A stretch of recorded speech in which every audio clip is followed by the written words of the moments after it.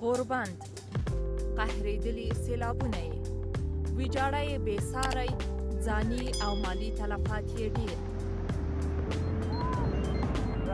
د راتلو یې درېیمه ورځ ده خو اوس هم خلک په سیلابونو کې ورک شوو خپلو عزیزانو پسې ګرځي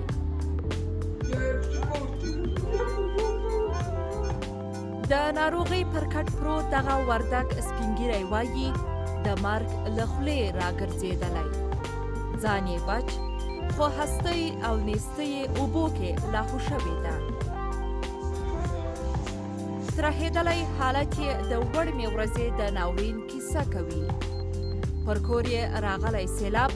رڼا ورځ پرې تیاره کړې ده داسې چې راته موږ وژغورو ډېر پاسه مې ښایي بیا په دونو خبر بیا پرې کلیمو ولګو صحیح وخلی بیا یې وړایم په دونو نه یو خبر از لور مې کشکې وکړو هغه ایستلی وو بیا نه خبره نه شپوړه سوونه وه یو تیږې څنګه دي پېښې پټیو کې هم داسې تیږې پرتې دي چې بیخي باغ ماغ نه دی پوه کور خو م بیخي غار اوښتی دی اوس ځان ترې هېر د خپلې لور د روغتیا په غم کې دی چې د سیلاب څپور نه وړې وه چې یا په یو چیغه شي د مې په کور کې ټول یوه په بله لاړه د ما پلار ضعیفه وه ما هغه ته لاس ونیوله 50 متره د لاندې چې کې شول استي سیلر باندې راغله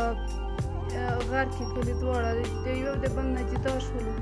پس خدا څه را بوړېږو بیا پس زه په ځانه یم خبره شوې چې خلک روښکلي بیا پس ته مې ډېر کوز مې لار شهر ورکلی د خلکو د وردګو ورهاخوا سیلابونو د نورستان طبیعي ښکلا هم پیکه کړې ده دا جوړ پارک یې اوس کنډواله کړی دی ډېر ښایسته پارک و ده دا دوکانونه هم خراب کړي د هر څه دا سیلابونه د هر څه چې دی ته واورېده بس خراب کړي دي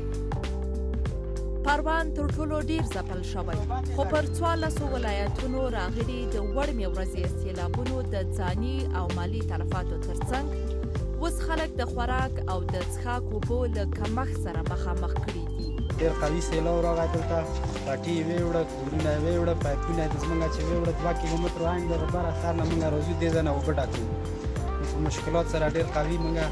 مخامخ وو په افغانستان کې له طبیعي پیښو سره مخامخ سیمو کې داسې سیستم نشته چې مخکې له مخکې د همدغو پیښو په اړه خلکو ته خبرداری ورکړي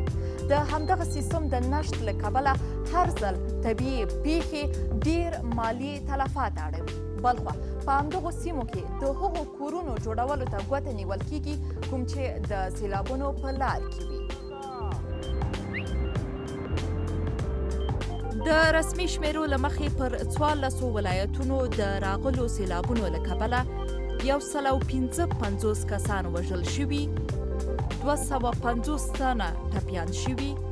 نږدې 1600 کورونه ویجاړ شوي نږدې 950 ژوي وژل شوي او 1380 جریبه ځمکه ویجاړه شوې ده د افغانستان طبیعي پیښو ته د رسیدو وزارت وایي دا مهال په اړوندو ولایتونو کې سیلاب ځپلو ته مرستې رسوي د وزارت په خبره له ټپیانو او د قربانیانو کورنیو سره نغدي مرسته هم روانه ده شازیه حیا کابل